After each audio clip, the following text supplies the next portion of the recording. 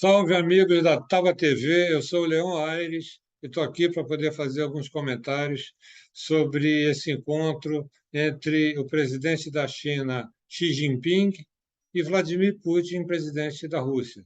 Eu acho que esse encontro é importante e acho que ele vem para poder fazer uma demonstração de força militar e comercial da China e da Rússia diante da economia americana e da União Europeia. Eu acho que eles vão tocar alguns pontos que, que eu vou comentar aqui. Um deles é militar e outro é comercial. Do ponto de vista militar, eu acho que a Rússia vai ter que tentar convencer a China de ajudá-lo na negociação de paz. Eu acho que a Rússia ela errou no seu intento lá de tentar invadir a Ucrânia baseado em algumas premissas que não são verdadeiras. Primeiro, aquela região que hoje em dia é a Ucrânia, aquela foi uma região que no passado foi habitada pelos eslavos, vikings, escandinavos, desde o século V. E eles criaram um reino chamado Reino de Rus. Eu vou mostrar aqui para vocês um slide para vocês terem uma ideia. Essa aqui é a região do Reino de Rus, que coincide mais ou menos com a Ucrânia de hoje em dia, entendeu? E que desde aquela época é um país que produz muito do ponto de vista da agricultura, principalmente trigo. A bandeira da Ucrânia é amarelo e azul. Amarelo que significa as plantações, e o azul, o céu. Então, o Reino de Rus foi dali que nasceu a Rússia. Perfeito? Depois ela foi se expandindo, e para aquela Rússia que a gente viu na época dos czares e até a Rússia atual. Perfeito? Ali nessa região onde é a Ucrânia, que foi o reino da Rússia, ali embaixo o pessoal fala russo e se considera russo. Eles continuam, apesar de morar ali na Ucrânia, eles consideram russo. Aliás, a Ucrânia foi criada na época da União Soviética, que era uma região que não tinha nome nenhum e que resolveram batizar de Ucrânia, e ela passou a ser celeiro de alimentos, exportou, etc. Então, se tornou Ucrânia, foi criada naquela época. Então, acho que os russos estavam apostando nessa afinidade, entendeu? Histórica e cultural ali do povo da Ucrânia. Perfeito? O Volodymyr Zelensky, que é o presidente ucraniano eleito recentemente, que é comediante, ele estava muito mal porque ele foi pego naquele escândalo do Pandora Papers, enviou dinheiro público para paraísos fiscais, ficou mal, estava com menos de 10% da, da aprovação política, entendeu? E aí os russos imaginaram que a gente entra na Ucrânia, derruba um governo que é um governo corrupto, que impopular, tem uma população ali que se considera russo, vão nos receber de braço aberto. Não deu certo.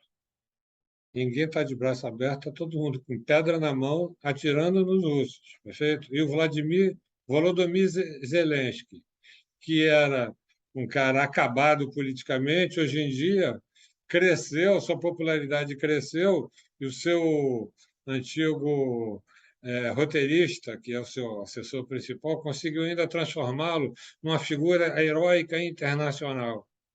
Ou seja, aquilo que os russos achavam que era fácil, não foi fácil, e agora está difícil de concluir essa guerra. Se começar uma guerra é difícil, terminar pior ainda. Terminar pior ainda. Então, acho que os russos vão, nesse encontro, acho que eles vão tentar elaborar uma tática para poder conseguir colocar a China na mesa de negociação para poder tentar chegar a um termo melhor nesse caminho do final da guerra da Ucrânia. Então, ou seja, a China é o irmão mais velho da Rússia nessa briga aí com um cara que é bem forte. Eu diria até que agora a situação ficou russa. Agora, do ponto de vista comercial, eu acho que tem alguns projetos aí que são importantes e que eles vão tentar fazer um jogo de propaganda para o mundo. O que vem a ser isso? Primeiro, vamos dar uma analisada no panorama mundial e a gente sabe que a gente está diante de uma nova ordem mundial. Se antes tinha um país, uma economia, como a economia americana, que era capaz de dar a linha político-comercial para o mundo, perfeito? Que ela tinha hegemonia militar também, perfeito?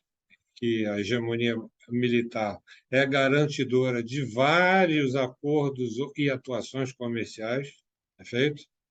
Porque eu posso fazer uma guerra na frente do meu concorrente que tem um comércio. Onde ele tem um comércio, eu faço uma guerra ali e atrapalho, perfeito? Então, fazer guerra também é uma atividade comercial na atualidade, perfeito? Então, eu acho que eles vêm para poder demonstrar que tem capacidade comercial e bélica para poder entrar na nova ordem mundial, perfeito? Eu acho que a conversa é mais ou menos o seguinte: a China chega para a Rússia e fala: olha, os americanos estão em recessão, a União Europeia está em recessão, e segundo o FMI, nós somos o único país que vamos crescer mais em 2023 do que 2022. Então, é hora de ocupar esse espaço comercial. Nós estamos crescendo e os americanos e europeus estão em declínio, perfeito? Topa. E os russos toparam e criaram isso que se chama Projeto Eurásia. O que é o Projeto Eurásia? O Projeto Eurásia é a criação de uma zona comercial entre a Europa e a Ásia, tal qual fez Gengis Khan na época da primeira Rota da Seda. Perfeito? Durante esse período, nós vimos uma das maiores taxas de crescimento do desenvolvimento da humanidade, desenvolvimento cultural, científico, artístico, comercial. Isso tudo se desenvolveu muito naquela época. E os chineses trouxeram esse projeto chamado a Nova Rota da Seda. Essa nova Rota da Seda, eu vou mostrar um slide aqui para vocês interessante.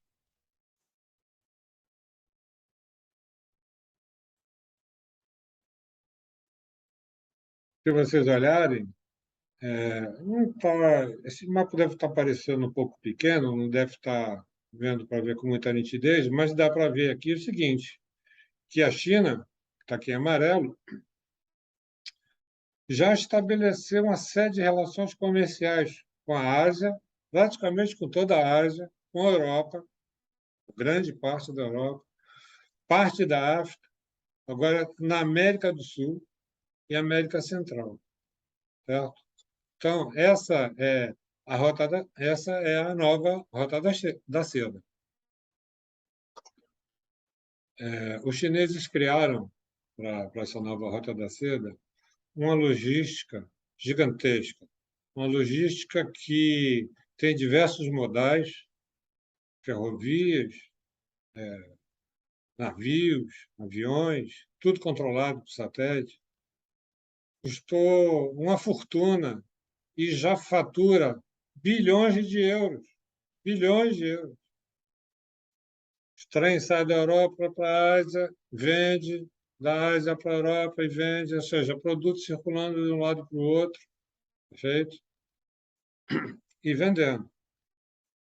Então, a Nova Rota da Seda e o Projeto Eurásia, eles são dois projetos que visam ocupar a maior parte possível do comércio mundial, ou seja, ocupar a maior parte do comércio mundial, ter maior participação nesse sentido.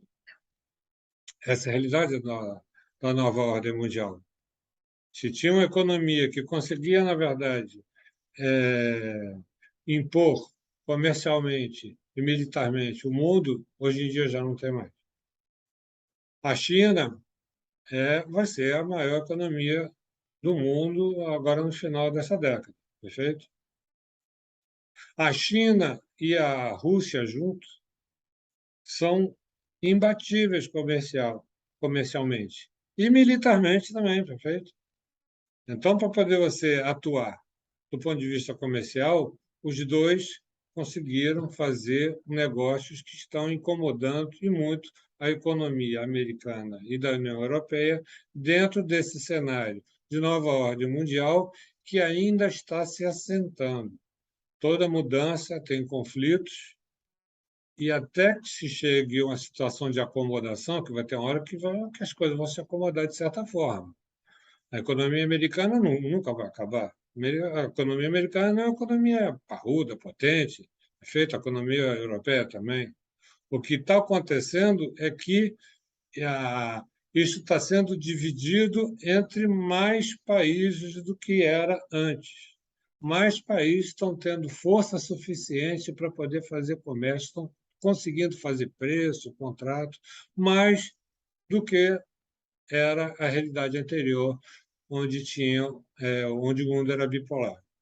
Feito. A Rússia e a China nem sempre foram aliadas, elas foram adversárias durante muitas décadas. Mas, pela primeira vez, eles estão tentando fazer um acordo, uma parceria importante. Os russos estão fazendo sinalizações simbólicas muito fortes. Os russos agora inauguraram a maior linha de metrô do mundo, na Rússia. Todas as estações dessa linha de metrô são decoradas com motivos chineses. Tudo para poder mostrar para os chineses o quanto eles são parceiros, amigos, tal. Ou seja, aquele negócio de soft power, né? Eles estão investindo nesse sentido para poder mostrar para a população chinesa, para a população russa, é amigos, são parceiros, e que vão fazer aquilo que eles chamam de parceria estratégica orientada para o futuro. Certo? Então, essa é a situação. É. Os chineses e russos também vão voltar com mais força a investir no BRICS, que é aquele bloco econômico formado por Brasil, Rússia, Índia, China e África do Sul. Ok? Isso é um BRICS. Eles querem criar o BRIC Plus, na verdade, para poder incorporar outros países nesse bloco econômico. Lembra que a ALCA, que era aquele bloco econômico americano, morreu, foi para o espaço. A União Europeia está em se desmilinguindo. Tem vários países saindo, tem uma contestação enorme, não existe unidade. É, a Alemanha, que é o país mais parrudo, domina os outros países todos, impõe todas as políticas de comércio. Então, tem um descontentamento ali que é bem razoável.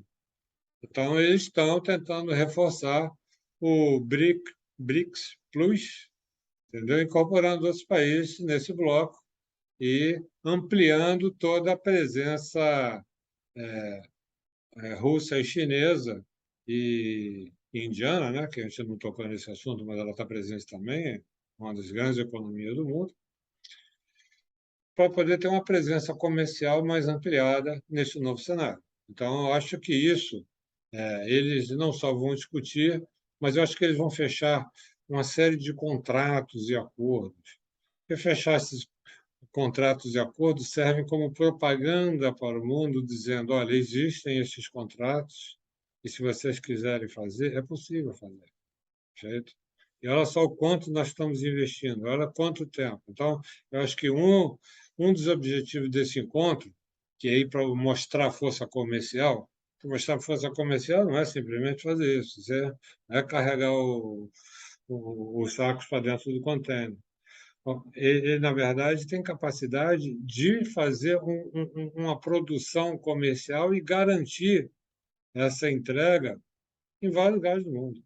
Perfeito? Então, eles estão criando uma estrutura comercial que é uma concorrência séria. Perfeito? Mas eu queria deixar sempre uma pulga na orelha, porque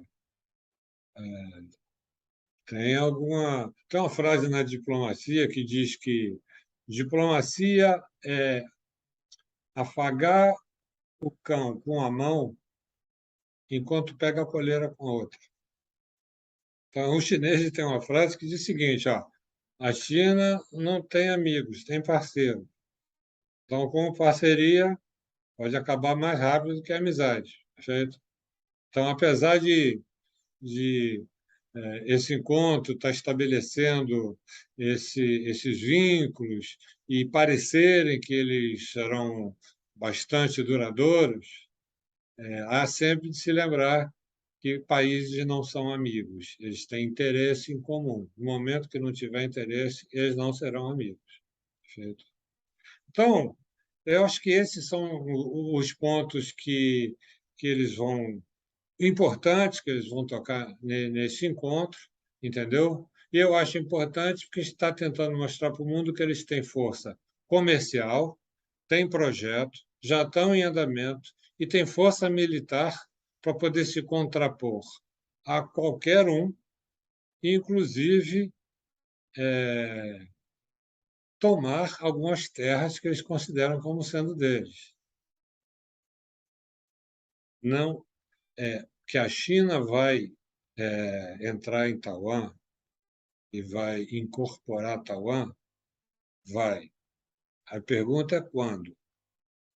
Eu acho que no momento que se estabelece uma relação militar estruturada ali na Ásia, esse tipo de coisa fica mais garantido. Portanto, eu queria, no final, agradecer e esperar que esse papo ajude a vocês a discutir, pensar e falar: o Leão estava certo, é tudo errado, na verdade é outra coisa. Isso não importa. O que importa é que a gente raciocine junto. Você vê que os dois aqui, ó, enquanto eu estava falando, eles estavam em silêncio. Xi Jinping já pediu a palavra várias vezes. Eu vou encerrar o programa, não vou deixar ele falar, tá bom? Um grande abraço para vocês.